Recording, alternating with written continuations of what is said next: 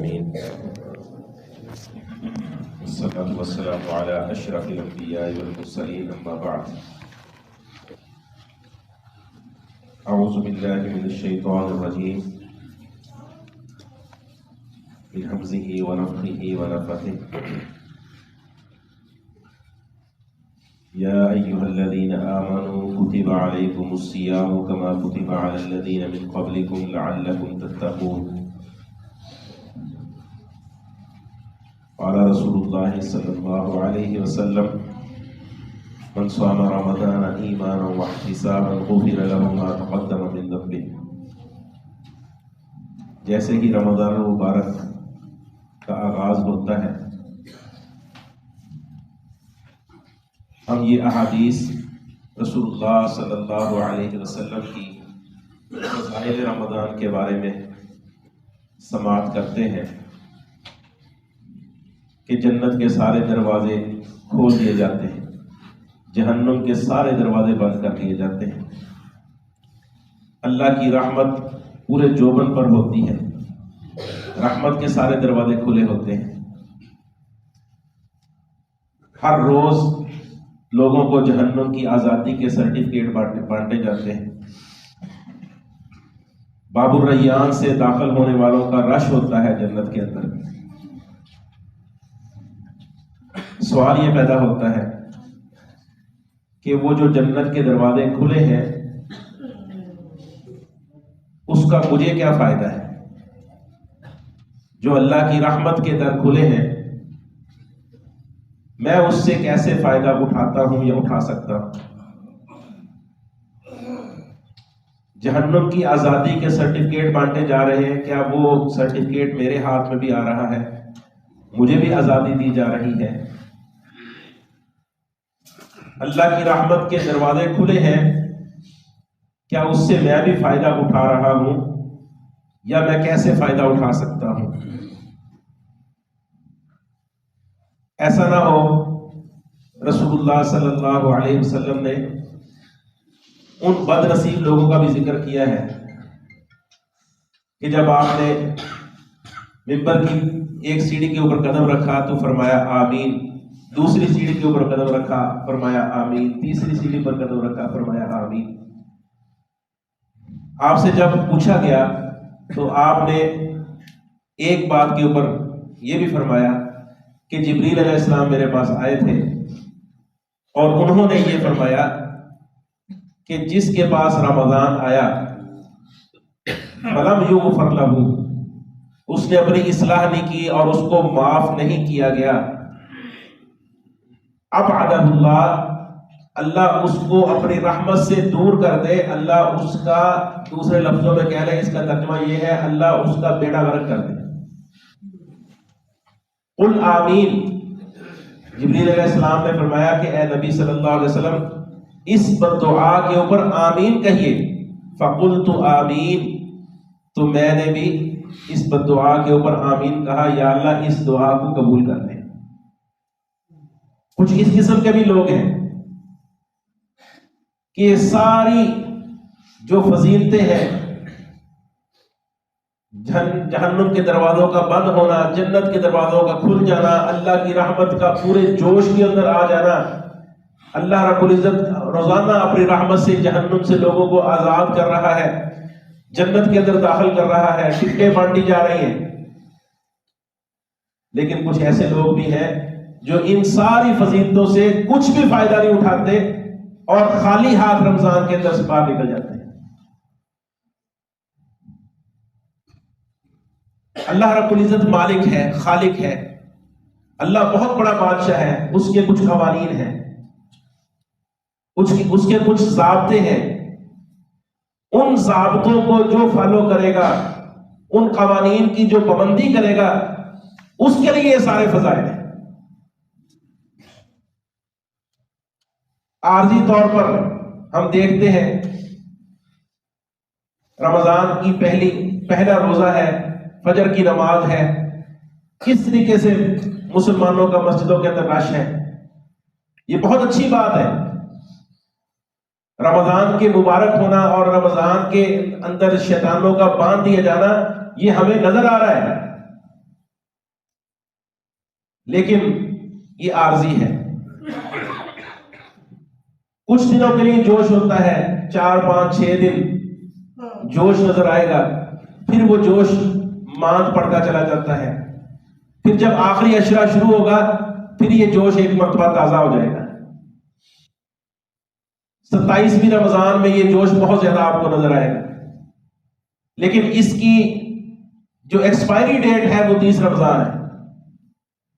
فجر کی نماز عید والے دن آپ دیکھ لیں کیا صورتحال ہوگی.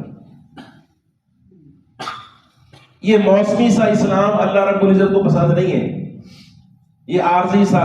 فَأَمَّا الَّذِينَ آمَنُوا بِاللَّهِ وَاعْتَصَمُوا بِهِ فَسَيُدْخِلُهُمْ فِي رَحْمَةٍ مِّنْهُ وَفَضْلٍ. اللہ تعالیٰ فرماتے ہیں جو اللہ کے ساتھ ایمان لاتا ہے اور پھر مضبوطی کے ساتھ اللہ کو پکڑ لیتا ہے، چھوڑتا نہیں ہے، پھر 1 مہینے کے لیے نہیں پکڑتا، ساری زندگی کے لیے وَاعْتَصَمُوا بِهِ اللہ کو مضبوطی سے پکڑ لیتا ہے. فَسَيُدْخِلُهُمْ فِي رَحْمَةٍ مِّنْهُ وَفَضْلٍ. اللہ رب العزت ایسے لوگوں کو اپنے رحمت اور اپنے فضل میں داخل کرے گا، دوسروں کو نہیں. وَلَا تَرْكَنُوا إِلَى الَّذِينَ ظَلَمُوا فَتَمَسَّكُمُ النَّارُ. تم نے کبھی بھی ظالموں کی طرف مائل نہیں ہونا وگرنہ تمہیں آگ چھوئے گی. 1 مہینے کے لیے تم مسلمان ہو، پھر تم دوبارہ ان ظالموں کی طرف مائل ہو جاؤ، وہ بے نمازی بن جاؤ، ماحول کو دیکھ کر مسلمان بنو، ماحول جب ختم ہو گیا ساتھ دوسروں کی طرف مائل ہو جاؤ. اللہ رب العزت کو یہ پسند نہیں ہے. فَاسْتَقِمْ كَمَا أُمِرْتَ. جس طرح تجھے حکم کیا گیا ہے ویسے بالکل سیدھے ہو جاؤ، مستقیم ہو جاؤ، ڈٹ جاؤ.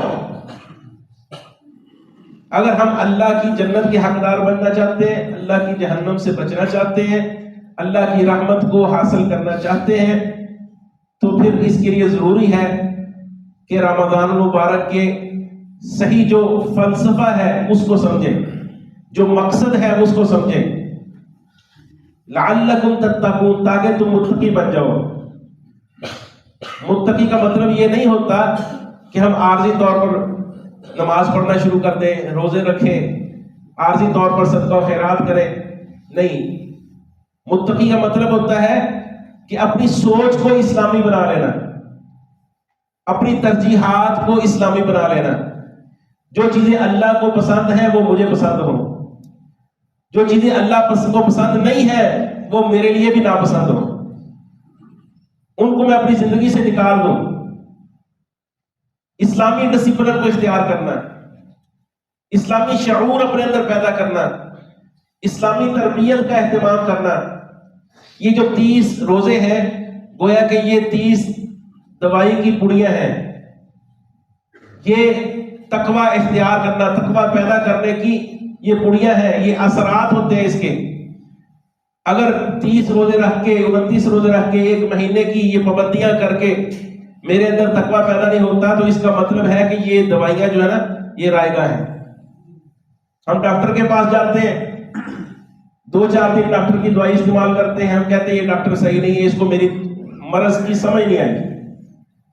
ڈاکٹر تبدیل کر لو، اس دوائی سے مجھے فائدہ نہیں ہو رہا. اگر کسی کو فائدہ نہیں ہو رہا تو یہ بیان کرنے والا اللہ رب العزت ہے. اگر فائدہ نہیں ہو رہا تو میرے اندر خرابی ہے، میں اپنی خرابیوں کو دور کرنے کی کوشش کروں. میرے اندر تقوی پیدا نہیں ہو رہا، میری ترجیحات تبدیل نہیں ہو رہی، میرے اندر صحیح مستقیم اسلام نہیں آ رہا. اس کا مطلب ہے کہ میرے اندر خرابی ہے، اور اسی خرابی کو اللہ رب العزت رمضان کے روزوں کے ساتھ ختم کرنا چاہتا ہے. ہم اس رمضان کو اپنی اصلاح کا ذریعہ بنائیں. اللہ رب العزت بڑا غفور رحیم ہے. اللہ ہمیں اپنی جنت میں داخل کرنا چاہتا ہے، لیکن اس جنت میں داخل ہونے کے لیے متقی بننا بہت ضروری ہے، تقوی اختیار کرنا بہت ضروری ہے. وَتِلْكَ الْجَنَّةُ الَّتِي نُورِثُ مِنْ عِبَادِنَا مَنْ كَانَ تَقِيًّا. فرمایا یہ جنت ہے، ہم اپنے بندوں میں سے اس جنت کا وارث ان لوگوں کو بنائیں گے من کان تقیہ، جو متقی بن جائیں گے. جو متقی بنیں گے نا، ہم نے اس جنت کا وارث ان لوگوں کو بنانا ہے۔ دوسری جگہ فرمایا وَإِن مِّنكُمْ إِلَّا وَارِدُهَا، تم میں سے ہر شخص جہنم کے اوپر وارد ہونے والا ہے، کوئی نہیں بچے گا، سارے جہنم کے راستے سے جنت میں جائیں گے۔ جہنم کے اوپر اللہ رب العزت نے پل صراط باندھا ہوا ہے، ہر شخص کے اس کے اوپر سے گزر کے جانا ہے، اور اس کو پار کرنے میں کامیاب کون ہوگا؟ فرمایا ثم ننجی الذین اتقوا ونذر الظالمین فیہا جثیا، ہم اس پل صراط کے ذریعے سے کامیاب ان لوگوں کو کریں گے من اتقوا، جو متقی بن جائیں گے، جن کے دل کے اندر تقویٰ ہوگا نا، تقویٰ کا زیادہ راہ جس کے پاس ہوگا وہ وہاں سے کامیاب ہو کے گزر جائے گا۔ جتنا مضبوط تقویٰ ہوگا، جتنا مضبوط اللہ کا ڈر ہوگا، اللہ کی محبت ہوگی، اللہ کا خوف ہوگا، دین اسلام کے ساتھ محبت ہوگی، اتنا ہی تیزی کے ساتھ رسول اللہ صلی اللہ علیہ وسلم نے فرمایا کہ اتنا ہی تیزی کے ساتھ اس پل صراط سے گزرے گا۔ کوئی بجلی کی تیزی کے ساتھ گزر جائے گا، کوئی تیز ترین سواری کی رفتار کے اندر پل صراط سے گزر جائے گا، کوئی تیز دوڑنے والے آدمی کی رفتار کے اندر گزر جائے گا، کوئی چلے گا، گرے گا، زخمی ہوگا، اور گرتا پڑتا زخمی ہوتا ہوتا پل صراط سے پار گزر جائے گا۔ ثم ننجی الذین اتقوا ونذر الظالمین فیہا جثیا، اور کچھ ظالم لوگ ہوں گے ہم ان کو اوندا کر کے جہنم کے اندر گرا دیں گے، وہ نہیں پار گزر سکیں گے۔ تو یہ تقویٰ زیادہ راہ ہے جو جنت تک لے کر جانے والا ہے۔ اگر یہ ہے تو ساری فضیلتیں ہمارے لیے، جنت کے در بھی ہمارے لیے کھلے ہیں، جہنم کے دروازے بھی اللہ نے ہمارے لیے بند کیے ہیں، اللہ کی رحمت بھی ہمیں حاصل ہوگی۔